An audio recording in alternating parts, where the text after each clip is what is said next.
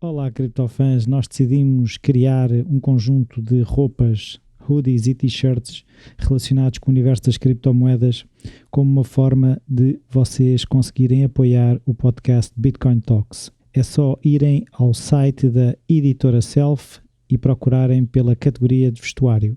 Olá, Rui. Olá, António. Então, estamos prontos para regressar aqui ao 8º episódio. Pois, tivemos aqui uma semana complicada. Se calhar temos que começar com um pedido de desculpas, então. Certo, é isso. Na semana passada foi de facto uma semana um bocadinho mais pesada em termos de ocupação para nós.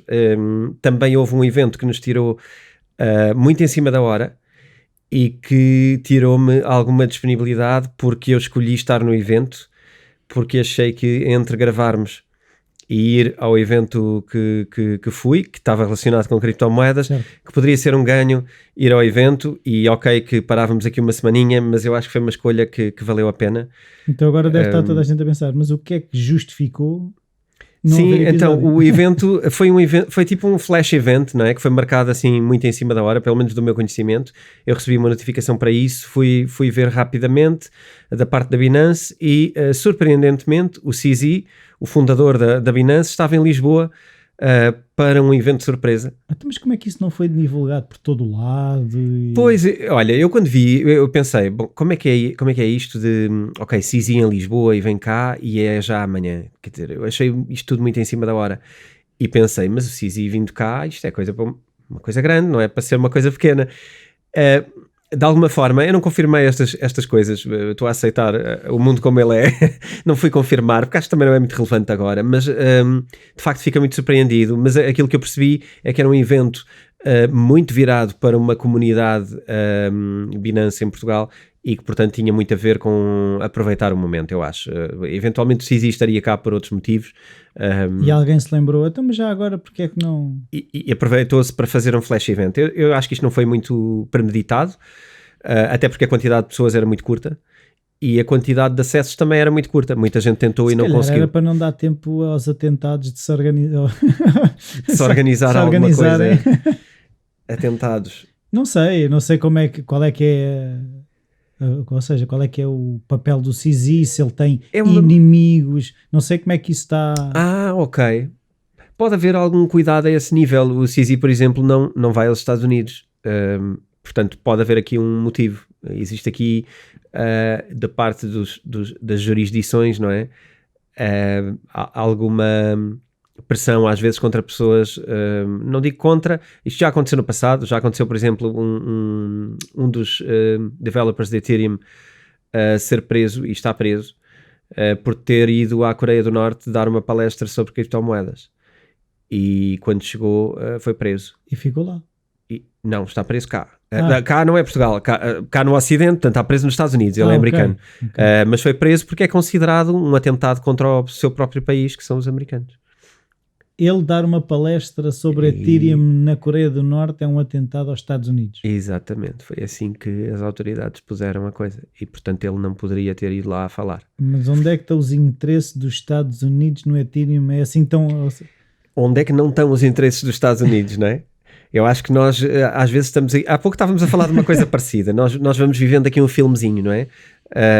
Mas às vezes não estamos a ver o que é que tudo isto implica e quem é que está por trás e quantas pessoas se mexem para levar a sua... Para fincar o seu poder e para exercer o seu poder.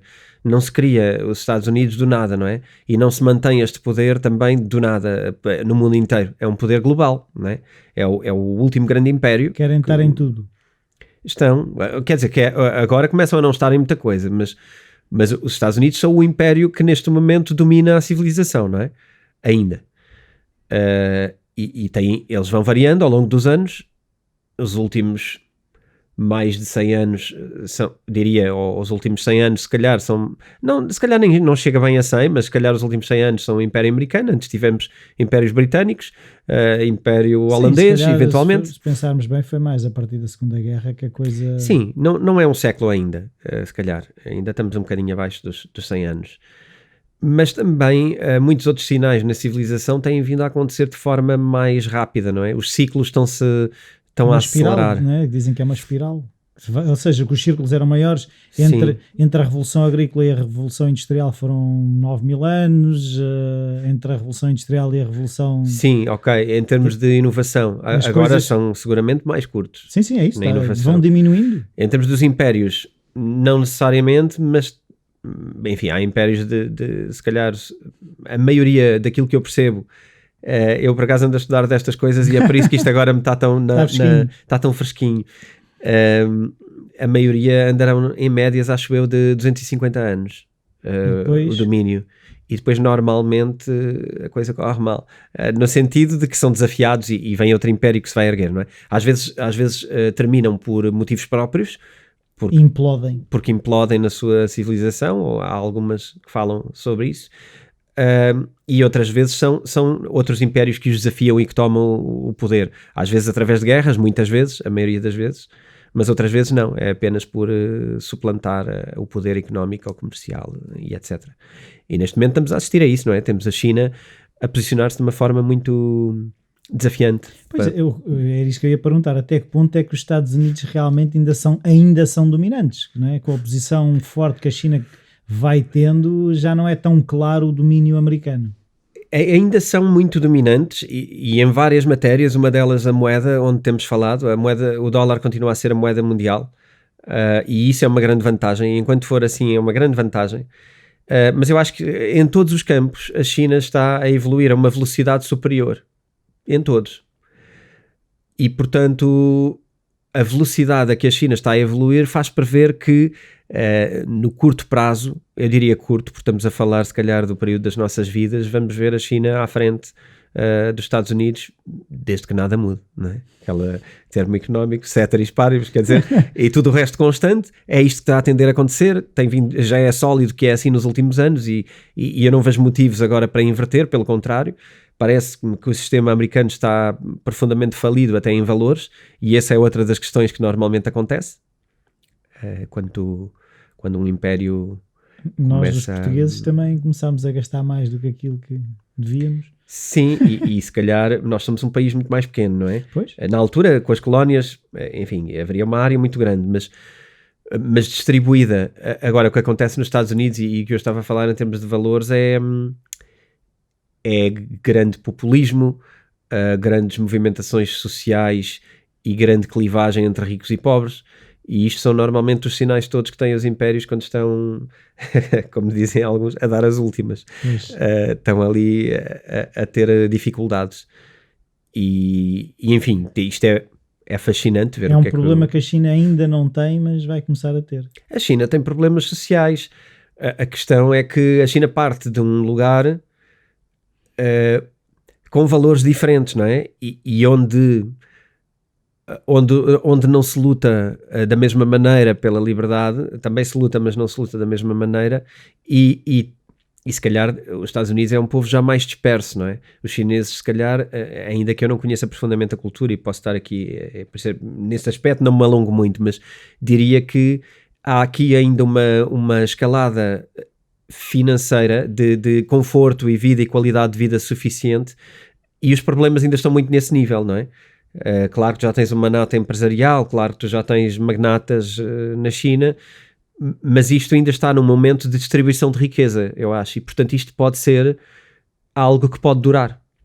Parece-me que enquanto tu constróis riqueza e enquanto tu puderes distribuir, toda a gente está a subir na vida e portanto tu consegues durar.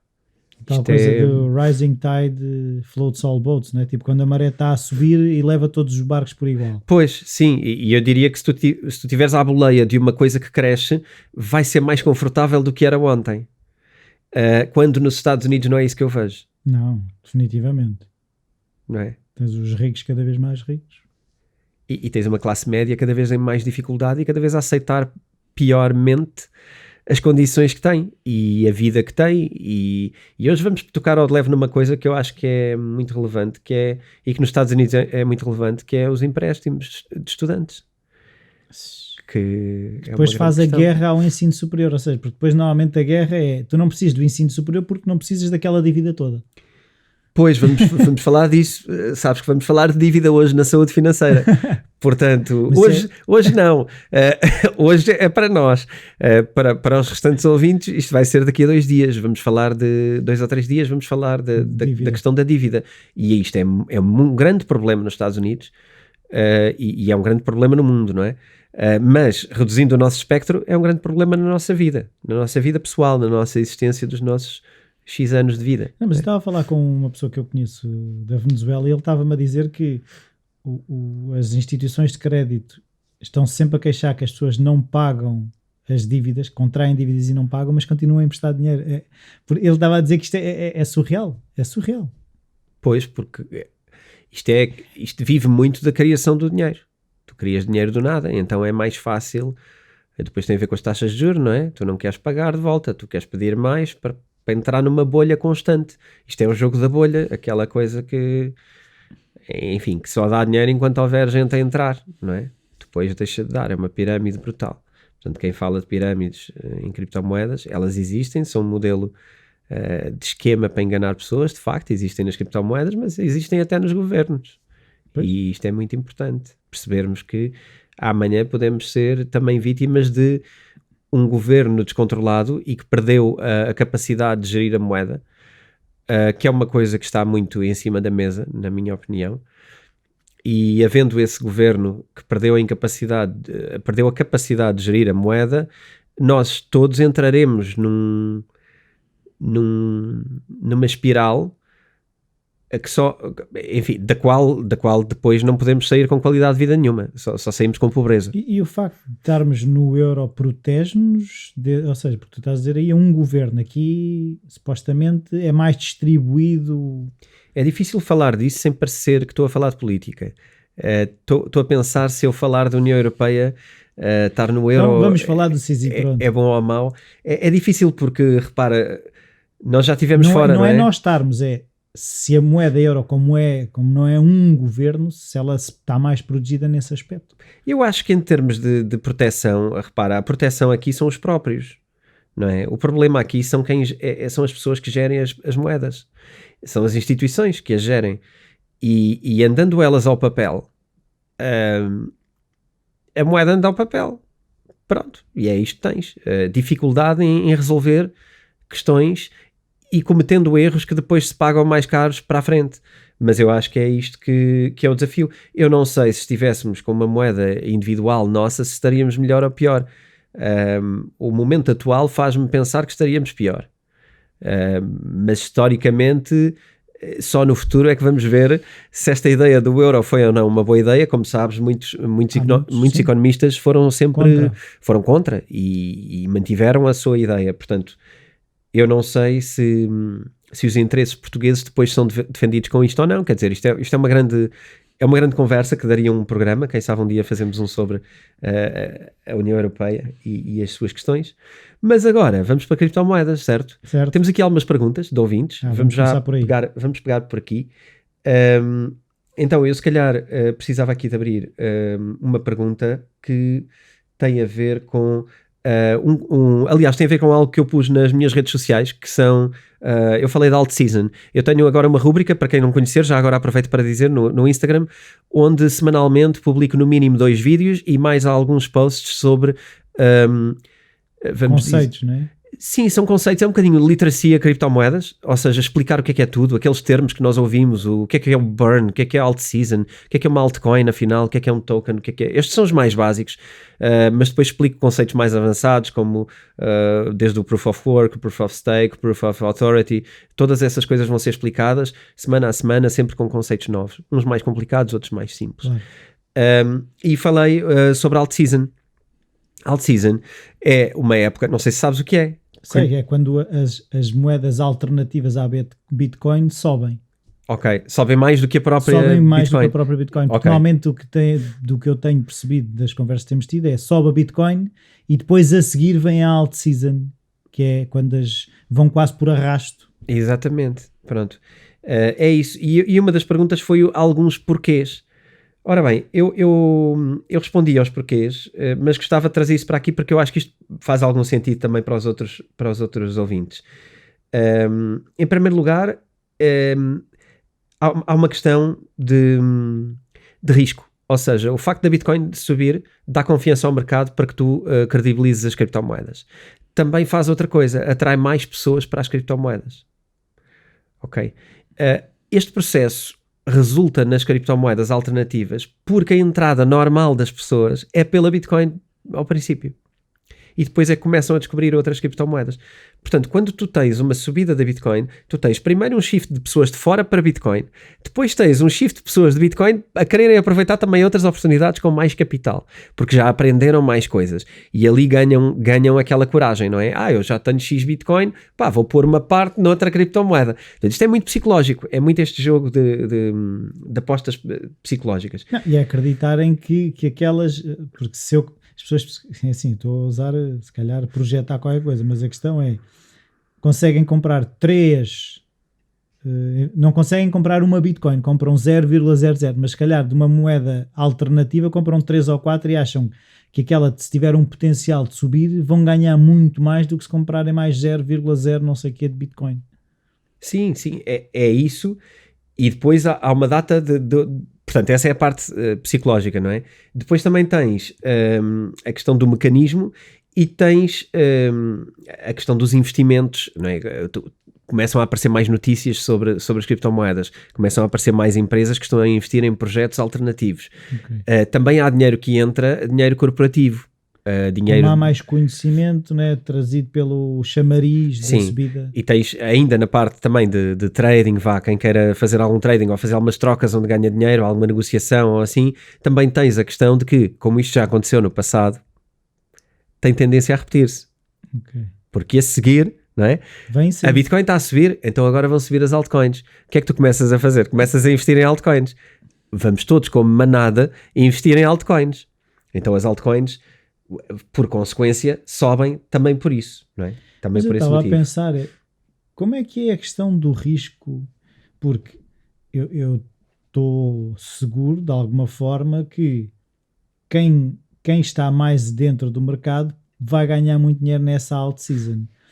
Quem estiver menos por dentro do mercado, a probabilidade de ganhar é muito menor, porque os que sabem vão sair primeiro.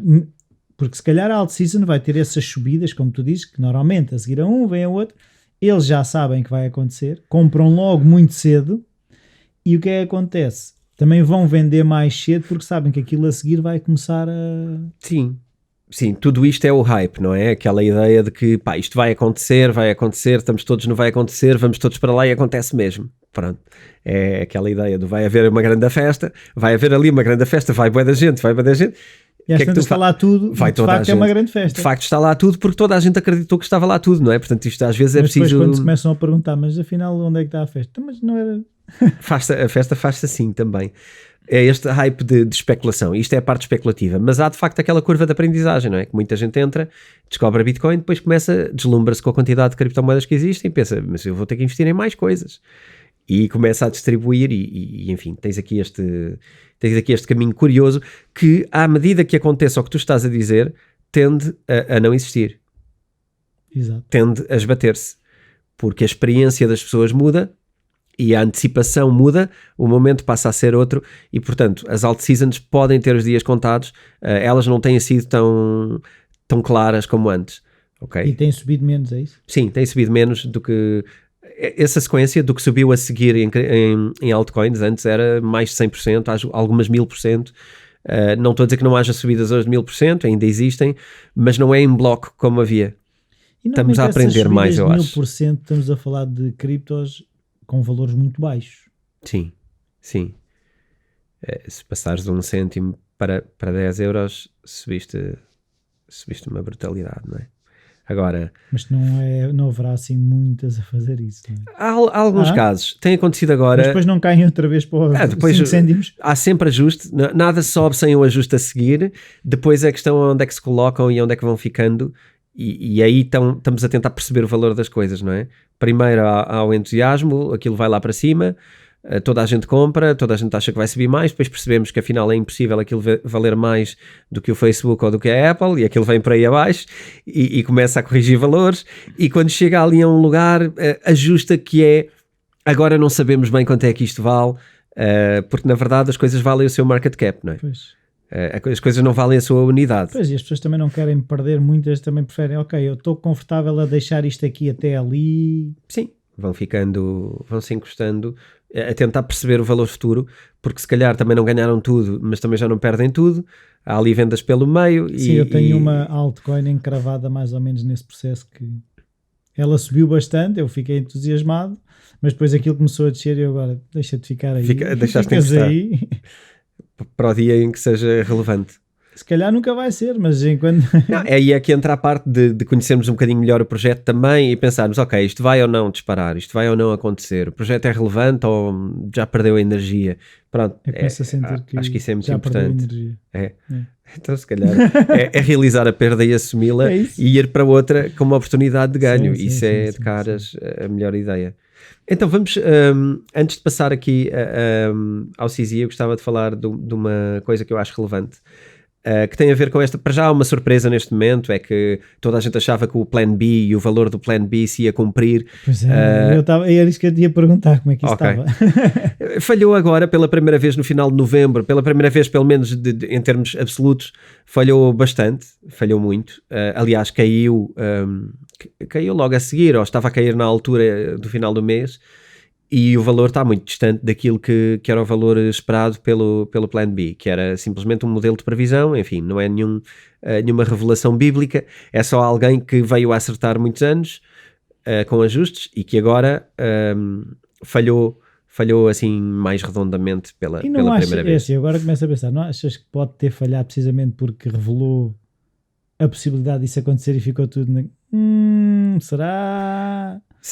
É esta coisa, não é? Quando fica demasiado popular, os modelos são assim, quando ficam demasiado populares deixam de funcionar. Porque é isso que ele estava na sombra a acertar. De repente não se falava noutra coisa. Sim. Chega a um momento onde tanta gente conhece o teu pensamento que ele deixa de ser relevante, não é? Isto acontece, por exemplo, na tática em desportos, não é? Desportos de equipa. A tática, quando é conhecida e é percebida integralmente, consegue ser anulada.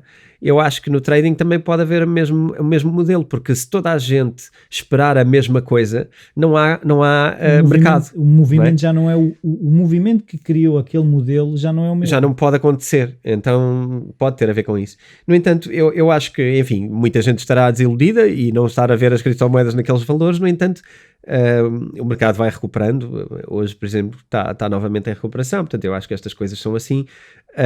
O que é que eu acho relevante? E acho que estas coisas o CZ disse uma coisa na palestra, já começando a abrir aqui o véu, que eu prezo muito, que é a data não mente, ou seja, os números não mentem. Como assim? A informação não mente. Neste caso, ainda que eu possa aqui argumentar que mente, se nós fizermos aqui uma engenharia aos números, mas de alguma maneira aquilo que eu queria trazer os números para aqui é sobre números que são relevantes e que nos trazem informação muito mais relevante do que esta especulação. Que é... Do que alguém dizer que vai chegar ao valor... Sim, porque isso na verdade é uma especulação de um modelo, não é? Um modelo matemático, que é o que é, ninguém prevê o futuro e portanto achar que aquilo adivinha para sempre o futuro também me parece um erro. Aqui o que eu acho relevante é o que é que está a acontecer. E então foi feito um estudo nos Estados Unidos que revelou que 31% dos hedge funds nos Estados Unidos querem entrar em criptomoedas. Querem adquirir criptomoedas para os seus fundos. Okay? E que 24% dos fundos alternativos e private equity já têm o plano de colocar nos seus portfólios no próximo ano. E, portanto, isto é informação muito volumosa em valores e é informação muito pragmática, porque são decisões dos managers daqueles fundos que querem ter no seu portfólio, querem ter Bitcoin especialmente, mas eventualmente outras criptomoedas também, já estão com um plano para incluí-los no próximo ano e a percentagem não é meiga. 31% dos hedge fund managers não é brincadeira nenhuma. E quando tu tens 13% que já querem colocar no ano que vem e 24% de fundos alternativos, que é uma fasquia maior, que também quer colocar já, são pequenos fundos, mas que gerem, apesar de tudo, milhões. Não estamos a falar de entrar em pessoas. Mas esse tipo de notícias não seria logo para subir? Porque, lá está, se essas pessoas vão adquirir... Sim, mas raramente eu vejo notícias materiais que se traduzem em valorização material naquela altura. Podíamos teorizar muito sobre isso, eu não tenho uma resposta, mas eu lembro-me constantemente, e é engraçado porque o podcast pode ser uma prova disso mesmo. Eu digo que deviam estar a subir e não estão. Passado 2 meses estão a subir uma loucura que aconteceu em junho ou julho. Se formos mais para trás, certeza que isto já aconteceu antes. Eu lembro-me deste porque foi na temporada passada, foi assim que acabámos. Sim. E até foi título do episódio. Sim. E portanto eu lembro-me muito bem. Agora eu disse isso em outubro ou início de outubro, não, final de outubro, creio que disse isso, que provavelmente vamos assistir a uma escalada grande. Ela não aconteceu, pelo contrário, teve aqui uma hesitação e até uma queda significativa. Portanto, eu não sou claramente o plano B, mas se calhar acerto tardiamente. Ou então é quase aquele movimento que é, ou seja, tudo o que tu disseres seria ao contrário, se as pessoas começarem a jogar. Também pode ser essa, sim. Pode ser essa para o momento. Eu prefiro acreditar que eu adivinho o futuro cedo demais. Isto é mais elegante. De certeza. Eu não tenho dúvidas que é isso. Não, mas eu tenho. Mas, não te fiz nisso e eu também não vou apostar nisso, mas acho que este tipo de informação é muito relevante. E isto foi um estudo conduzido pelas Big Four, portanto, pelas grandes empresas de consultoria mundiais. Portanto, já estão a analisar estas coisas e isto já é interessante para o mundo. Mas eles também não têm interesse de entrar de repente e fazer uma subida, porque se eles querem adquirir, eles não têm interesse em estar a comprar caro. Quem entra com grandes valores, não quer entrar em euforias, não é? Quer entrar em momentos de calma. Aliás, sabemos também que o governo de El Salvador voltou a comprar mais criptomoedas neste período de pequena baixa. E pronto, e agora só com as subidas de hoje já está a lucrar mais do que a maioria dos governos semelhantes, mas enfim, é uma aposta.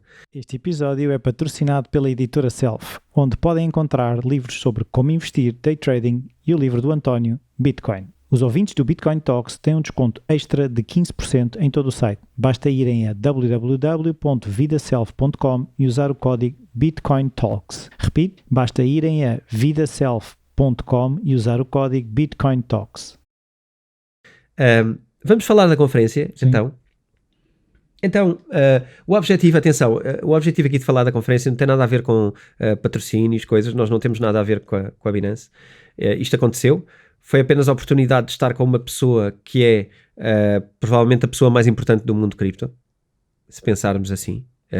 Se pensarmos no papel que a Binance tem no mundo das criptomoedas, sim. É o maior exchange do mundo, de muito longe, e portanto poderíamos dizer que o criador, fundador da ideia e quem leva aquilo para a frente, embora hajam outros investidores, e aqui também podemos falar sobre isso, o CZ é provavelmente a maior personalidade nesta altura de criptomoedas. Também giro que o outro dia teve uma picardia com o Elon Musk. Sério? Sim, o Elon Musk decidiu abrir a boca para fazer uma insinuação em relação ao Binance, porque houve um problema qualquer com as carteiras de Dogecoin, e ele disse uma frase que a mim me soa muito mal, que é o que é que se passa com os carteiras de Doge no Binance? Sounds shady.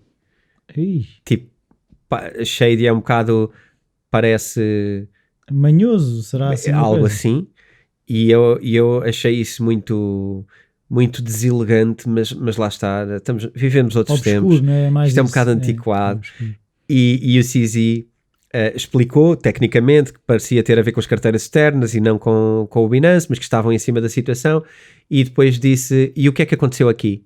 E mandou um caso de uma quantidade de 1.000 ou 2.000 carros Teslas devolvidos com problemas de fabrico, onde os airbags se abriam, acho eu, qualquer coisa do sistema de travagem, ou algo também que correu mal.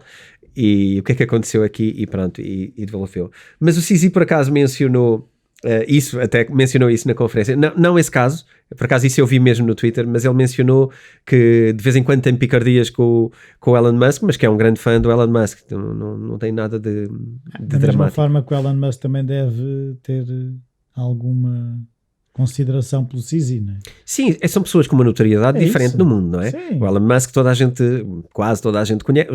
Os meus pais conhecem o Elon Musk, isto é um bom exemplo, não é? Ou seja, todas as gerações começam a conhecer o Elon Musk já, porque é muito badalado. Agora o CZ quase ninguém conhece, embora tenha milhões de seguidores também no Twitter. Muito pela Tesla, muito pelos foguetões, não é? Que é aquela coisa mesmo. Marte é grande cassete, acho que muito mais que a Tesla. Se ele não fizesse a questão dos foguetões e da SpaceX, eu acho que ele não tinha metade da fama que tem. Porque a Tesla não é suficiente para ser o Rocket Man, não é? Para ser o Homem de Ferro, não. E agora, querer colonizar Marte Tony e dizer Stark, isso, não é? O Homem de Ferro. Querer colonizar Marte e não parecer tão parvo como eu pareceria se dissesse isso aqui, é de facto o grande trunfo dele, e acho que é o que lhe dá a notoriedade toda. O CZ é só uma pessoa, eu acho uma pessoa fascinante. Há muita coisa à volta do CZ, não é? Esta coisa das criptomoedas, há muito poder, há muito dinheiro envolvido. No entanto, eu sei o que sei, não é? E falo do que sei, e portanto aquilo que eu trago aqui da conferência não é de longe querer promover o Binance por nada, é simplesmente querer trazer a oportunidade de ter estado pessoalmente. Nós vamos ter um lugar onde vamos pôr até alguns vídeos e algumas fotos com o CZ a falar sobre aquilo que aqui vamos analisar mais pela rama. Portanto, depois entregamos... Sim, mas é uma visão relevante, não é? É o que tu estás a dizer. Se o Binance é o maior exchange do mundo, se ele é a pessoa que lidera aquilo, a opinião dele tem que ter peso. Claro, é o mesmo que ouvires o maior banqueiro do mundo a falar sobre a finança, não é? Pá, é um privilégio muito grande e é uma opinião a considerar muito, não é que tenhas que concordar com ele em nada, dizer... Não, mas tens que ouvir e fazer o teu juízo de valor. Mesmo que discordes, aquilo tem um valor que é para ali que aquele mundo está a ir, pelo menos o mundo que ele controla, não é? E se ele controla muito, então é para ter em conta. E ele, obviamente, não só controla, como fala com muita gente, relaciona-se com muita gente e ali as coisas em criptomoedas, ali eles compram empresas constantemente. Eles compram 5 a 6 empresas por mês, para teres uma noção. Caramba. E isso eu não soube na conferência. Foi mesmo investigação anterior. Eles compram muitas empresas de desenvolvimento, precisamente por uma coisa que ele aqui sim disse na conferência. Nós obviamente vamos sofrer disrupção de algum lado. Nós somos gigantes. Obviamente que vai aparecer uma coisa mais pequena e que vai causar disrupção, vai inovar mais do que nós. O que nós queremos é comprá-las. É comprá-las. Exatamente. É que seja alguma empresa das que compramos. Então eles estão constantemente a reinvestir para tentar que a inovação não venha exatamente de dentro, mas venha minimamente de dentro. Eu não sei se conheces uma história, agora pareço aquele da televisão, não sei se conheces uma história do do Steve Jobs, até estou com as mãos assim agora, porque, em que ele, a dada altura, dentro da Apple, criou uma equipa. Conhece esta história? Não. Então ele criou uma equipa de inovação com pessoas inovadoras que não queria que tivessem qualquer contacto com outras pessoas da empresa. Para criar uma coisa mesmo fora... Ele pegou na parte criativa, ele disse, ok, a Apple está a responder ao normal, ao crescimento normal, àquilo que tem que fazer, àquilo que a indústria está a fazer, estamos a crescer nisto. Mas eu quero uma equipa que não quer saber disto para nada, só quer inovar. E então ele criou uma equipa noutro edifício, vários blocos abaixo, isolada, meteu a equipa lá dentro sem contacto com o resto, meteu uma bandeira de pirata lá em cima, que é mesmo para dizer, e depois meteu um aviso a dizer proibidos de entrar aqui aos outros. Porquê? Porque ele não queria contaminar aquelas pessoas com o que já estavam a fazer, não é? Sim. Ele não queria que tivesse influência de pensamento menor, de pensamento mais dentro da caixa, como se costuma dizer, de pensamento mais tradicional, condicionado por coisas normais, do mercado normal. Queria que fosse uma equipa sonhadora sem limites. Trazer a disrupção, porque isso é o desafio das grandes empresas, é como é que elas são disruptivas quando já são o sistema, não é? Sim, provavelmente deixam de ser. E, portanto, isso foi igual. Se pensares, foi igual. Não é, nem isto é único, não é? A disrupção chega e há mais pessoas atentas. E correu bem a experiência? Eu creio que na altura foi em momentos de caos da Apple. Eu creio que foi no regresso do Steve Jobs à Apple. Portanto, foi ali conturbado. Mas diria que, é assim, se está hoje onde está, alguma coisa deve ter Sim, saído calhar dali, algumas não é? coisas aproveitaram, Acho não que é? algumas coisas saíram dali, isso já não sei dizer o que é que saiu dali exatamente e o que é que sonharam, mas a ideia faz todo o sentido e mesmo não tenha funcionado, eu acho que é uma boa ideia. Sim. Aquela máxima de um livro que li recentemente, onde nós não podemos avaliar as ideias pelo resultado que elas têm, não é? Não quer dizer que por não resultarem sejam más ideias. Estamos longe das criptomoedas. Pá. Vamos lá voltar a isto. Olha, uma das primeiras perguntas ao Cizi foi uma que tu já me fizeste aqui. O que é que ele acha das meme coins? Dos Doge da vida. Sim, da Shiba e essas coisas sim. todas. A Shiba foi uma de que andou ali a brincar no 0,0 não sei quantos cêntimos. Yeah. E foi aí que ele disse aquela frase que eu disse há pouco, que é, epá, eu acho engraçado, eu não compreendo o fenómeno, eu acho engraçado, a verdade é que os números não mentem. Verdade. E se tu tens aquele market cap, se tens aquela quantidade de dinheiro a trocar, a investir, a comprar e a vender, aquele mercado está a funcionar. É um dos maiores, ok? É um dos maiores mercados do mundo em criptomoedas. É o Shiba, por exemplo, nesta altura, e o Doge também. E quando é assim, podemos não compreender, mas há que render à evidência. É popular, não é? É a popularidade da coisa. Não tem risco. Eu acho que é um bocadinho... Eu repetia os mesmos motivos. Aliás, eu acho que ele não se desviou dos motivos que fizemos aqui, quando fizemos o episódio do Dogecoin. Eu acho que quem quiser analisar este tipo de moedas, de criptomoedas, eu acho que está ali os motivos pelos quais provavelmente não vale nada, mas pelos quais até vale alguma coisa. É assim que terminamos. E eu continuo a achar que aquilo vale alguma coisa enquanto houver pessoas a dizerem que aquilo vale. Esta noção de valor é uma ficção e nós temos que perceber isso. Qualquer valor é uma ficção.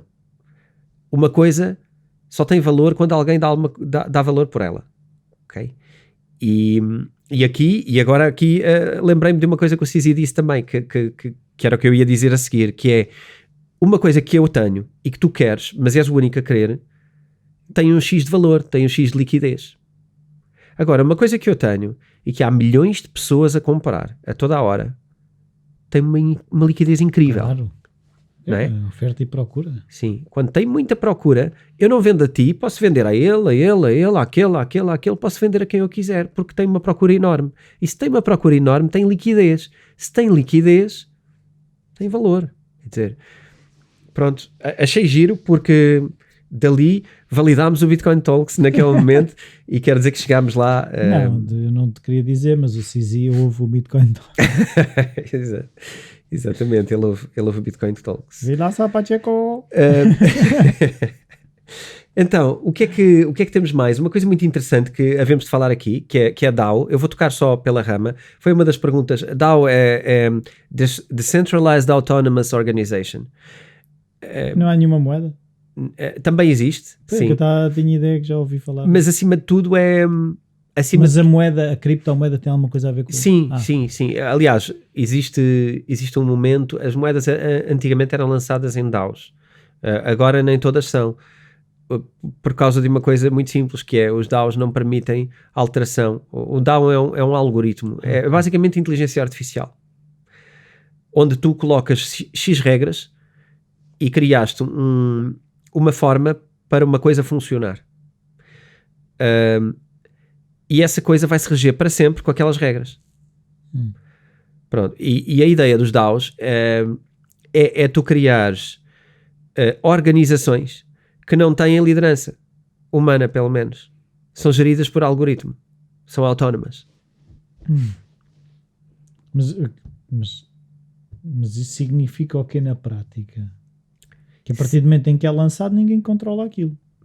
Exatamente. E é esse o objetivo. É esse o objetivo. Okay. Ninguém controla aquilo e aquilo controla-se pelas regras pré-estabelecidas e públicas que tu conheces. E ninguém consegue mexer nisso. A partir do momento em que se soltou o cão... Exatamente. O que tem um valor incrível para a sociedade. Incrível em termos de confiança. Aliás, muito parecido com aquilo que nós queremos confiar que seja a Bitcoin. Não é? Sim. A Bitcoin tem confiança. Tem confiança, porque trust. Ninguém vai mexer naquilo. Porque não vais mexer. E a DAO é uma organização com confiança, porque tu não vais favorecer o amigo, tu não vais trabalhar mal, tu não vais trabalhar com... Mas conseguirias? Não consegues. Com não, DAO, não vais fazê-lo porque não consegues. não, porque não vais deturpar regras para favorecer uma oportunidade que te interesse. Vais cumprir as regras como foram estipuladas. Isto tem um valor incrível. Agora, isto tem um lado cego, que é o facto de não poderes mexer em nada.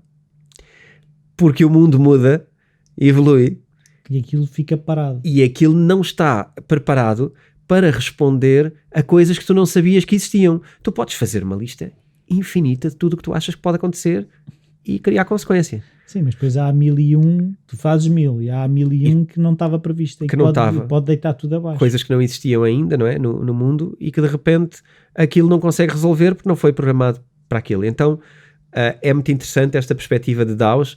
Eu acho que DAO é genial, eu acho que vai regular muita coisa, acho que vai haver muita regulamentação em DAO na nossa vida ainda. Mas por exemplo, mas DAO depois não podes pôr um DAO que de alguma forma substitua o outro? Porque isso, ou seja, é quase uma maneira enviesada de mexer no DAO. Sim, eu acho que vai ter que passar por aí, ou seja, DAOs parciais, com possibilidades de interação em momentos fundamentais, votados democraticamente de alguma maneira, mas com algum grau de confiança. Deixar assim umas pontas que se permitem ligar a outras coisas. Sim, alterar coisas em momentos estratégicos só, se calhar periodicamente só, coisas que permitam que tu confies 99% no dia-a-dia normal e que naquele 1% tenhas que estar atento.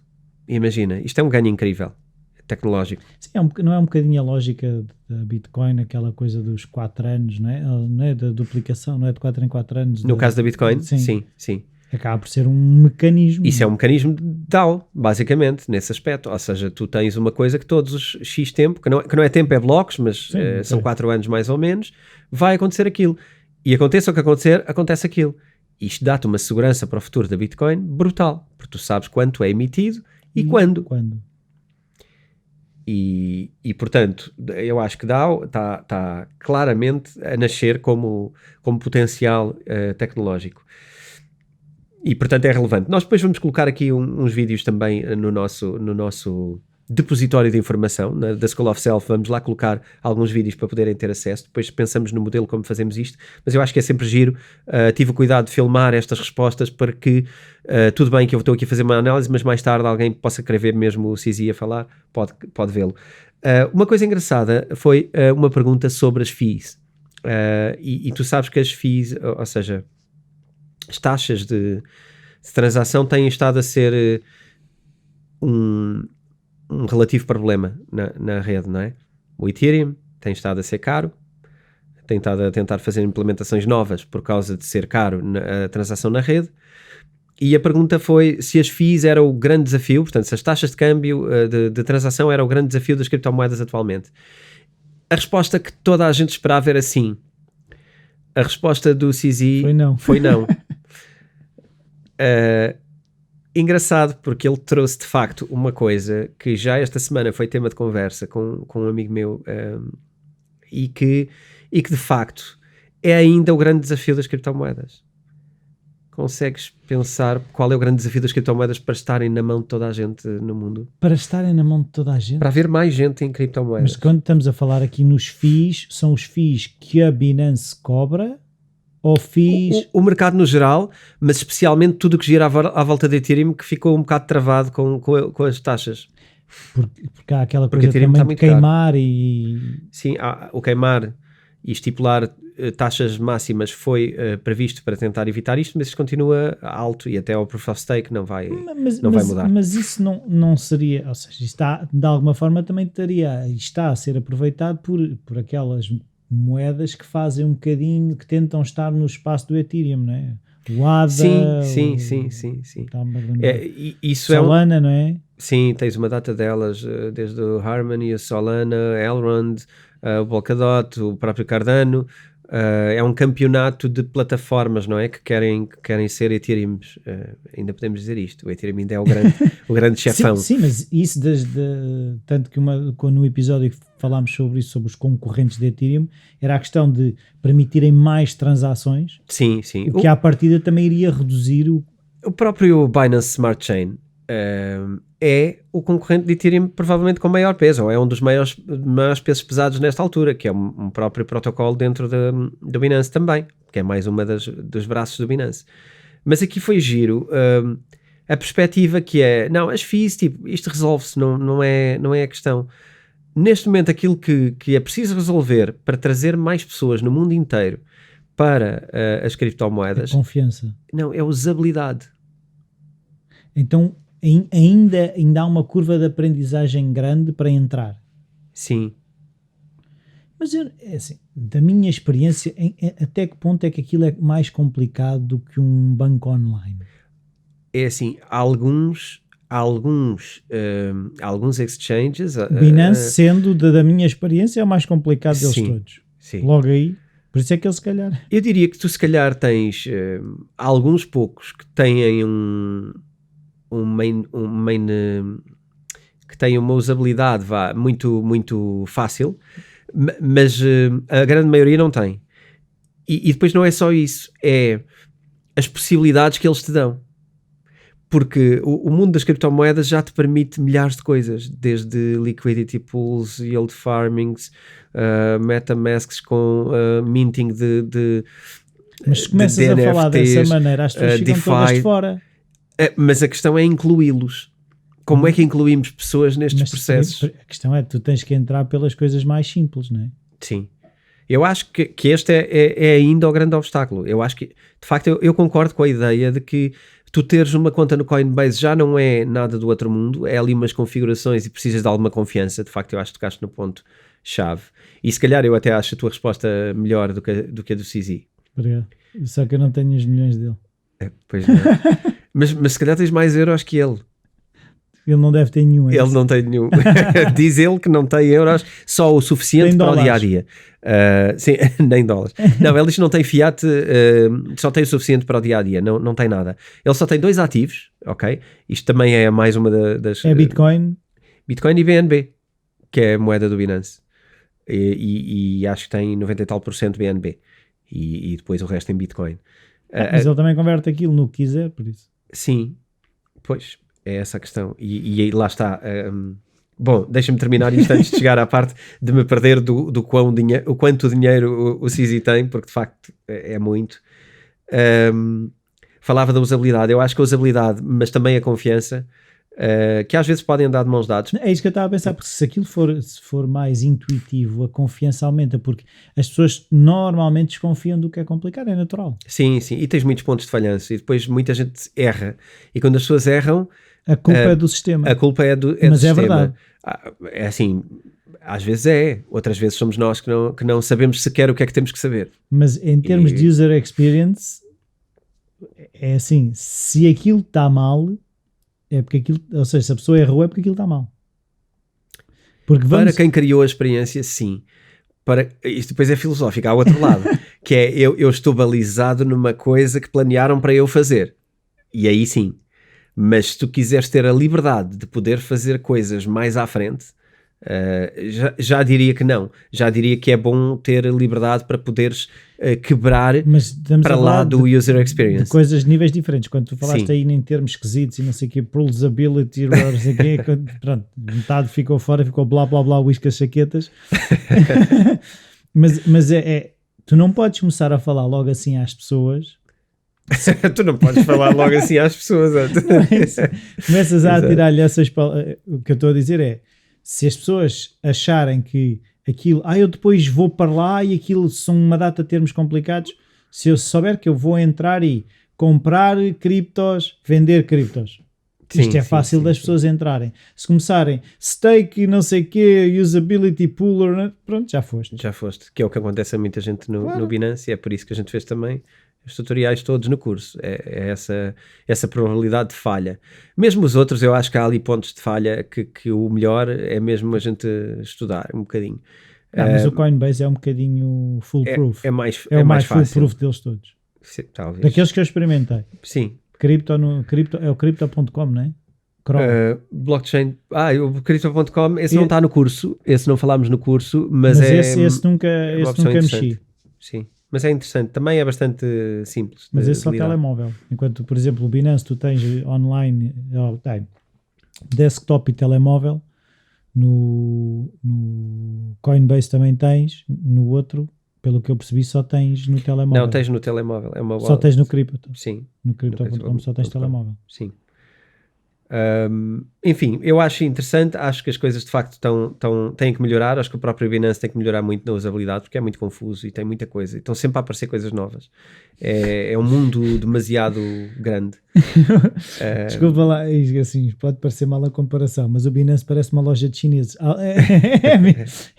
Mas é a sensação que eu tenho agora que estava aqui a ligar os pontos, aquilo é uma loja de chineses. Eu acho que o Binance diz no seu slogan, ou se não é Binance é outra coisa, Everything Crypto. Portanto, é a loja de tudo, não é? É, uma loja de chineses. Não sei quem é que diz isto, mas se for a Binance faz sentido, porque de facto está sempre a implementar coisas novas. Bom, tinha aqui mais uns pontos que eu gostava só de passar ao de leve. Um que tem a ver com a legislação e o facto do Binance estar a abrir sedes e etc. Gostei muito de ver a forma como ele põe as coisas, que é, nós queremos é partilhar as coisas, como é que fazemos, porque os governos não percebem o que nós fazemos, e o que nós fazemos é explicar-lhes o que fazemos. Eles neste momento ainda só estão preocupados com o KYC e o AML, que são as leis de lavagem de dinheiro e não sei o quê, mas isto é porque ainda não perceberam tudo o que está em causa, e de facto eu não estive nessas reuniões, mas consigo imaginar se esta é a dinâmica que ele impõe de facto nas reuniões. Eu consigo imaginar de facto que deve ser frustrante estar do lado dele a querer explicar como é que as coisas funcionam e a não ter quem acompanhe do outro lado o nível de compreensão sobre este novo mundo das criptomoedas. Acho que é desafiante. Mas achei giro e percebo a ideia, não é? Obviamente que chega um momento que para cresceres mais e para estares em certos países tens que ensinar quem cria as regras para tu trabalhares, que é para poderes trabalhar. Claro. Porque senão... Sim, porque é assim, é aquilo que a gente já falou, a preocupação, e tu estavas a dizer mesmo, a preocupação é fuga aos impostos, lavagem de dinheiro, essas coisas todas.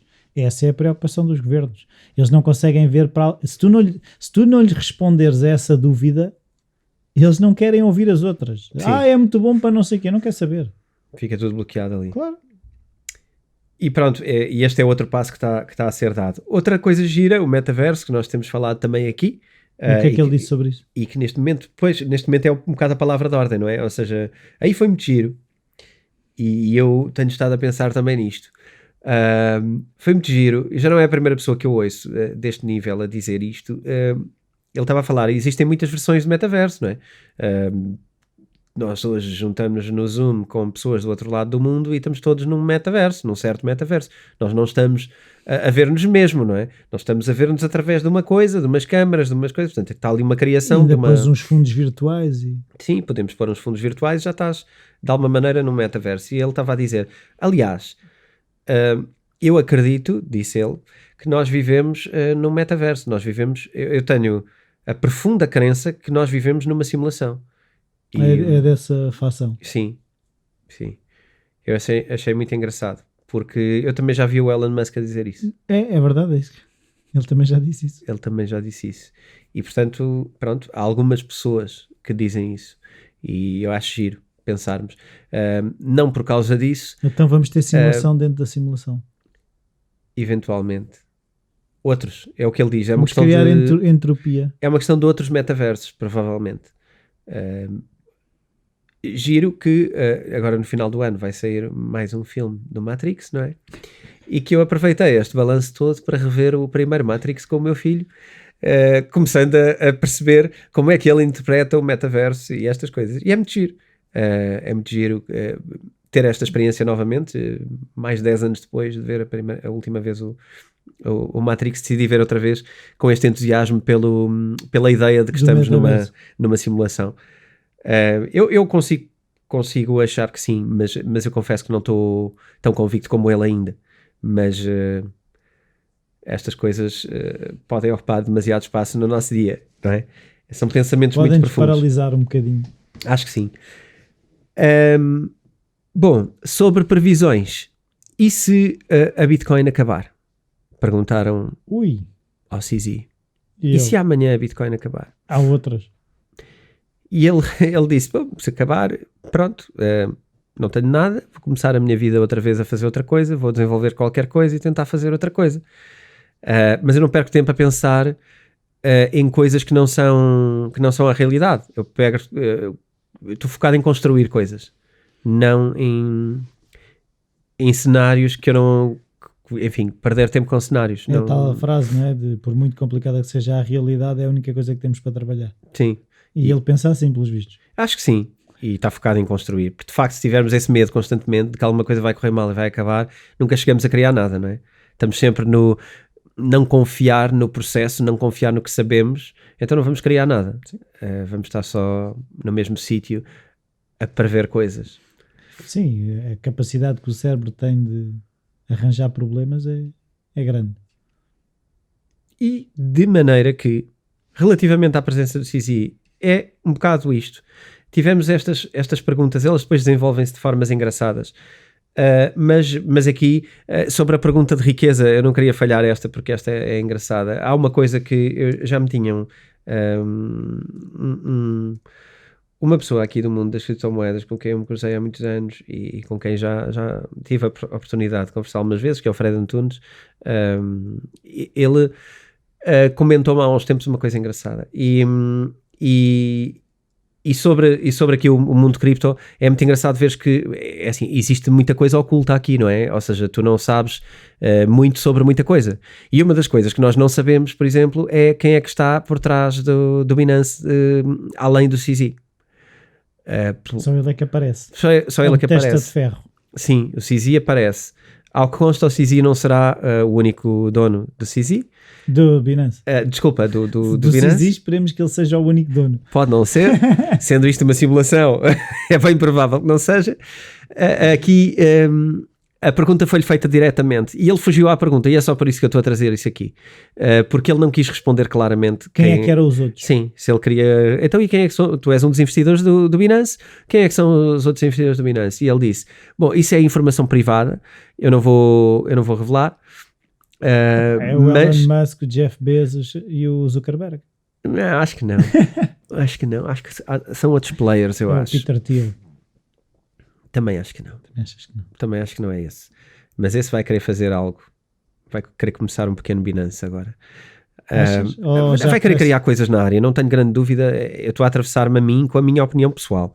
Mas não tenho grande dúvida que ele, tendo comentado há uns tempos que achava que devia dedicar a vida dele à blockchain e Bitcoin, agora tendo saído de executivo como CEO do Twitter, e tendo ele dito... Dorsey. Desculpa. Eu disse Peter Thiel. Desculpa, estava a falar do Jack Dorsey. Desculpa. Ok, fallback, rewind. Não, então não sei. O Peter Thiel, não sei, porque lá está, ele também esteve ligado ao PayPal, não é? Há quem diga que era a cabeça principal daquilo. Sim. Não, aí não tenho certezas de nada. Não, mas achas que era um perfil que deveria estar a mexer-se nesta área? Eu não sei exatamente. Ou achas que ele se reformou? Não, eu não sei exatamente, eu duvido que se tenha reformado. Ele esteve envolvido há uns tempos num projeto de criação de cidades autónomas, enfim, mas isto no meio de muitas outras coisas, mas ele esteve num projeto destes, que eu não sei em que momento está, mas era a ideia de criar cidades flutuantes autónomas para pessoas que decidissem viver lá, portanto, e juridicamente independentes, um país independente. Portanto, eu não sei para onde é que isto foi. Okay. Acho que era uma ideia, acho que é uma ideia ao nível da mente do Peter Thiel, acho que sim.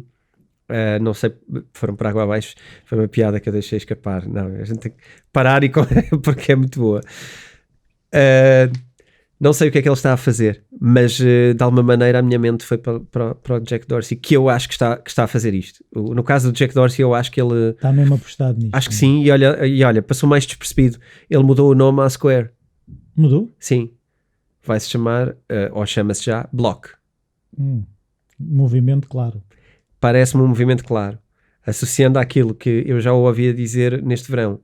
que a vida dele deveria dedicar-se àquilo, se não estivesse a fazer o que está. E agora já não está a fazer o que estava. Portanto, parece-me... O que é engraçado tudo... está a pensar na estratégia de marketing e do naming, que faz todo sentido. Square é claro. bidimensional, Block é tridimensional. Estamos a falar... E não só, olha, blockchain. Não, eu sei, mas não deixa de ter um pé no nome antigo. Sim, mesmo o logotipo manteve, sim, é verdade. Extrudiu o quadrado e tornou um cubo. Não tem nada a ver com o Facebook mudar para metaverso, ou meta, mas que significa a mesma coisa, quer ir na onda do metaverso, não é? Porque é isso que vai estar a fazer, em vez de Facebook, que já não interessa muito. Vai estar a fazer redes sociais no metaverso, que é o que vai ser, e jogos e tudo mais. No caso do Square vai ser block, porque provavelmente vai integrar brutalmente as criptomoedas como formas de pagamento e não tanto a forma tradicional. Vai evoluir brutalmente neste segmento, se calhar dando asas às ideias todas, até de redes sociais com criptomoedas integradas, porque é assim que elas vão ser. Também foi uma dica do CZ, mas que também já tínhamos dito aqui, criptomoedas integradas em redes sociais. Sim, há aquela aplicação chinesa que já faz isso, não é? Agora aí tu transferes, sim, ok, tu podes transferir dentro, aqui uma rede social tem uma data de outros parâmetros, como eu bater palmas ao que tu disseste e estar-te a pagar com isso, enfim, uma data ao fazer um fixe, não é? Pode ser tirar moedinhas para o chapéu. É dar gratificações, não é? Isto tem um nome em inglês mais imediato, mas é pagar por conteúdo, não é? Na verdade. Enfim, o YouTube não vai ser para sempre ver vídeos de graça e ver anúncios no meio, não é? Ou pagar para ver, quer dizer, tu vais pagar em streaming, para que é que andas a pagar coisas que não estás a ver? Tu pagas as que vês e pagas direto ao artista, para que estás a pagar à Google, não é? Não faz sentido. Sim, mas tu já tens plataformas tipo Patreon e não sei o quê, que já há um pagamento direto. Mas é arcaico. Quando entrarem com as criptomoedas dentro disso, vamos ter uma coisa que funciona. Vai dar um salto. Vai dar um salto, sim. Vai dar um grande salto. E, portanto, enfim, por falarem nestes saltos, temos Facebook para o metaverso, o Square a ir para Block, e começamos a ver as grandes empresas cotadas nos Estados Unidos a entrarem em negócios que têm necessariamente a ver com criptomoedas. Portanto, parece-me, mais um motivo para estar a ver as criptomoedas a subir loucamente, e não estão. Eu sei que este não é o último episódio da temporada e vamos ter que estar aqui para a semana e se calhar ainda não subiram, mas eu acho que a subida é inevitável nos próximos semanas, se calhar, meses, não sei. Eu nunca acerto em prazos, portanto, está tudo bem. Olha, antes de me ir embora, Sim. Queres puxar algum tema ou... Não, eu queria-me lembrar da palestra, do webinar que vai acontecer. Exatamente. Sim. Então vou fazer aqui o nosso pitch número 2 ou 3 em relação a isto. Não se esqueçam, no próximo dia 14 há um webinar específico sobre metaverso que vai ser no dia 14 às 21 horas. A duração é de uma hora e meia, portanto vai haver interação, possibilidade de interação.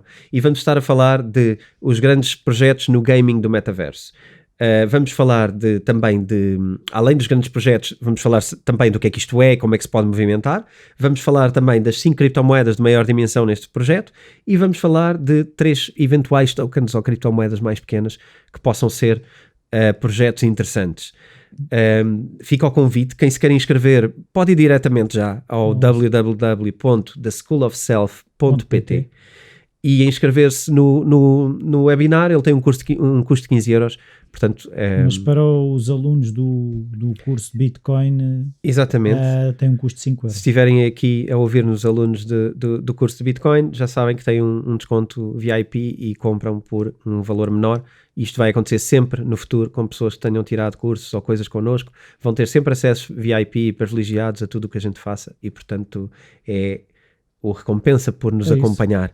Olha, já não falamos há muito tempo das t-shirts, mas também temos umas t-shirts muito engraçadas e no próximo episódio eu vou querer fazer um passatempo para oferecermos uma t-shirt ao nosso fã número 1 desse episódio. Boa, acho que sim. Então pronto, fica aqui a provocação e até para a semana. Adeus, até para a semana.